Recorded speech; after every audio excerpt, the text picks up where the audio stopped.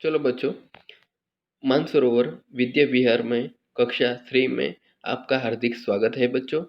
आज हम पर्यावरण मतलब कि आसपास के बारे में पढ़ने वाले हैं। तो आप देखेंगे आज हम द्वितीय सत्र में चैप्टर नंबर 13 हमारी संवेदनाएं की साझेदार के बारे में पढ़ने वाले हैं। देखो, पहले पैराग्राफ से बच्चे हम शुरुआत करेंगे। मेरा नाम सीमा है। मैं तीसरी कक्षा में पढ़ती हूँ। मुझे स्कूल से आकर घर के लोगों के साथ बात करना अच्छा लगता है। वे मेरी बातें सबसे ज़्यादा सुनकर खुश होते हैं।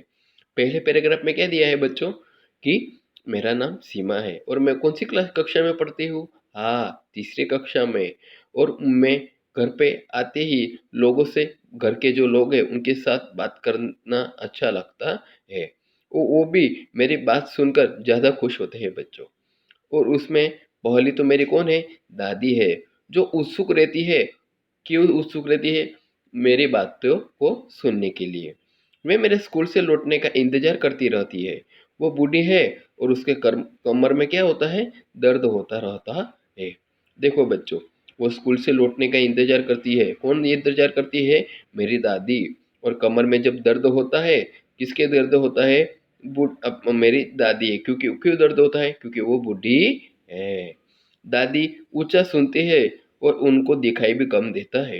रोज सुबह पापा उनको अखबार जोर जोर से पढ़कर सुनाते हैं बच्चों। क्यों जोर जोर से पढ़ते हैं बच्चों? उस क्योंकि उनको सुनाई कम देता है। तो भी मेरी दादी सारा काम अपने आप खुद कर लेती है। उनकी उनकी कोई मदद करने की कोशिश करे तो वो क्या हो जाती है बच्चों, नाराज हो जाती है बच्चों। देखो, दादी तो कम सुनाई देता है, उनकी कमर में भी क्या होता है, दर्द होता है बच्चों। बराबर, उनको दिखता भी कम है तो भी अपना काम खुद कर लेती है। मतलब किसी पर भी आदर रखती नहीं है। अगर कोई भी उसकी मदद करे तो वो क्या हो जाती है बच्चों, नाराज हो जाती है। बराबर। दादी सब्जी काटने का बहुत शौक है। दादी को क्या शौक है? सब्जी काटने का। कहती है आजकल के बच्चे जानते ही नहीं कि सब्जी कैसे काटी जाती है। और वो दादी को क्या पसंद है? सब्जी काटना। और वो मेरी दादी कहती है कि बच्चे को जानती ही नहीं है कि सब्जी कैसे काटनी होती है। देखो बच्चों, अब दूसरा पैराग्राफ। दूसरे हैं मेरे रवि भैया। रवि भैया हमारे साथ ही रहते हैं। मैं उन्हें रवि भैया कहती हूँ और वह मेरे पापा मम्मी को कहते हैं भैया भाभी। हमारा क्या रिश्ता है मैं नहीं जानती, पर वो मेरे क्या है, प्यारे भैया है। दूसरे मेरे कौन है? मेरे रवि भैया, जो हमारे साथी रहते हैं।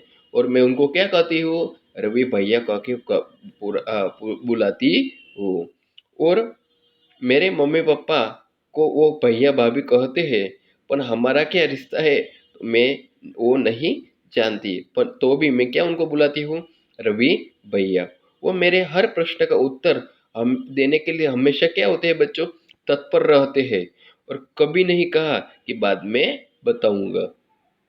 कोई भी ऐसा प्रश्न हो जो मुझे नहीं समझ में आ रहा हो तो मैं किसके साथ चर्चा करती हूँ बच्चों, मैं अपने रवि भैया के साथ चर्चा करती हूँ। जो कभी मुझे ऐसा बताते नहीं कि मैं तुझे बाद में बताऊंगा, वो बताने के लिए हमेशा क्या रहते हैं बच्चों, तत्पर रहते रहे। रवि भैया कॉलेज में पढ़ाते हैं। कॉलेज के विद्यार्थी उनकी बहुत इज्जत करते हैं। रवि भैया को संगीत सुनना, नाटकों में भाग लेना, दोस्तों के साथ घूमना और बातें करने का क्या है बच्चों, बहुत शौक है। वह मस्ती मौला है। वे खूब और हंसाते हंसाते भी है। बराबर। मेरे रवि भैया क्या काम करते हैं, कॉलेज में पढ़ाते हैं। और उनको उनकी इज्जत विद्यार्थी बहुत करते हैं। उनको संगीत सुनना, नाटकों में भाग लेना, दोस्तों के साथ घूमना का बहुत शौक है। और वो क्या करते हैं, हंसाते भी है बच्चों। देखो बच्चों, आपको अब एक आपको दिया हुआ है, सोचिए और बताइए। उसमें मैंने बॉक्स किया है, उस पर ध्यान दीजिए बच्चों। आपके घर में कौन कौन रहता है, घर के प्रत्येक व्यक्ति को विशेषताएं बताइए। ये सब आपको अपने घर में से क्वेश्चन के आंसर मिल जाएंगे बच्चों। उसमें आप देख सकते हैं एक बच्चा है जो पढ़ रहा है, मतलब वो क्या है, आप अब देख सकते हो कि अंधा बच्चा है और हाथ में लकड़ी है उसके और एक किताब है। वो किताब कैसी होगी बच्चों पता है?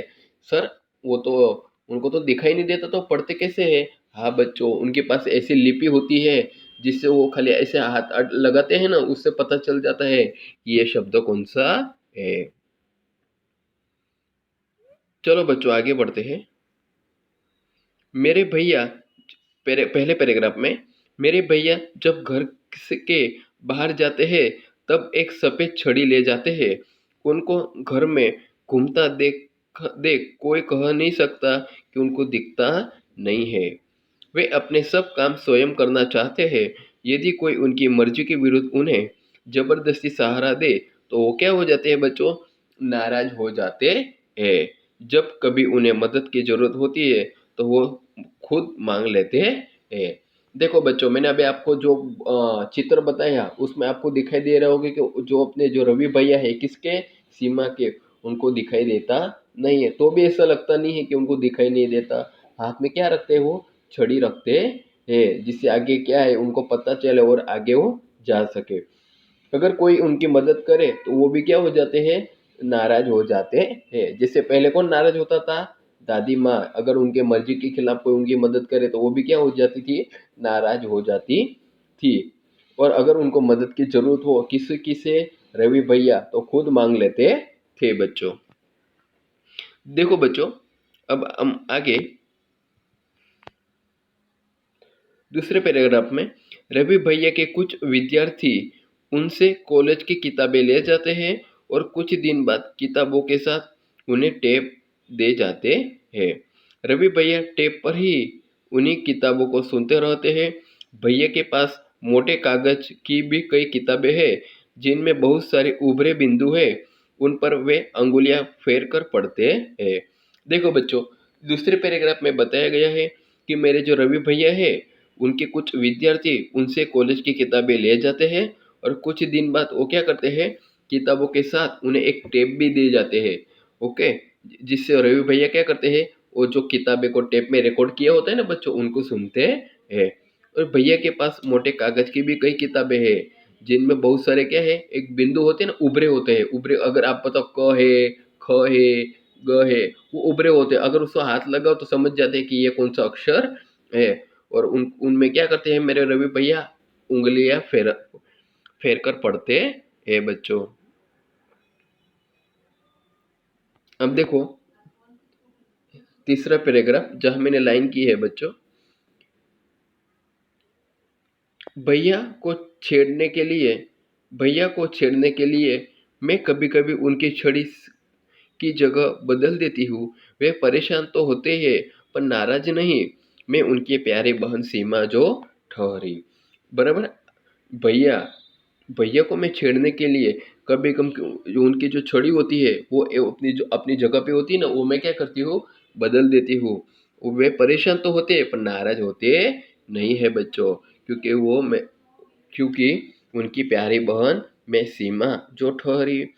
देखो बच्चों आगे का पैराग्राफ, मैं अभी दरवाजे पर पहुंची ही थी कि भैया बोल उठे, क्यों सीमा बहुत खुश हो?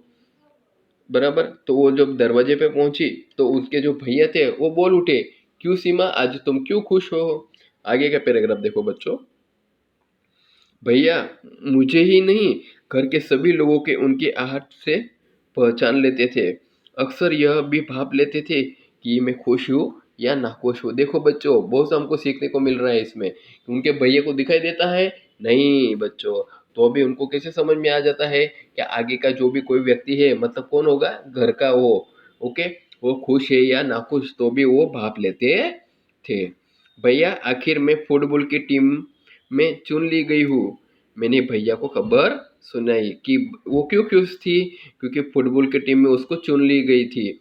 भैया मेरी पीठ थपथपाकर बोले, आज से तुम ही मेरी फुटबॉल की उस्ताद।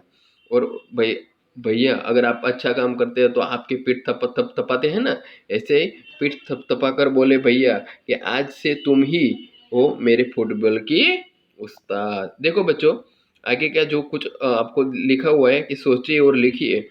सीमा के पापा उसकी दादी को अखबार जोर जोर से पढ़कर सुनाते हैं।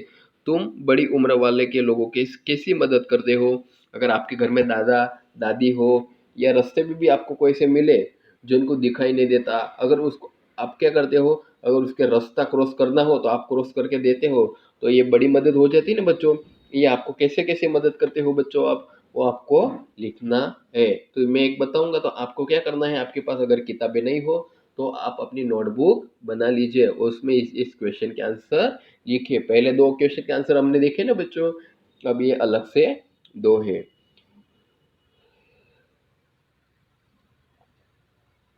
जब कोई व्यक्ति बूढ़ा हो जाता है तब उसको क्या क्या तकलीफें होती है हो सकती है, ये आपको लिखना है बच्चों। ओके बच्चों, आज आपको अच्छे से समझ में आया होगा और कुछ नया नया जानने को मिला होगा। ओके बच्चों, अगर आपको वीडियो अच्छा लगा हो तो लाइक कीजिए, शेयर कीजिए और सब्सक्राइब कीजिए बच्चों। अगर आपको नहीं समझ में आ रहा तो बार बार क्या करना है आपको बच्चों, वीडियो देखना है और समझना है, जिससे आपको बहुत कुछ सीखने को मिलेगा बच्चों। Okay, thank you. जय हिंद, जय भारत।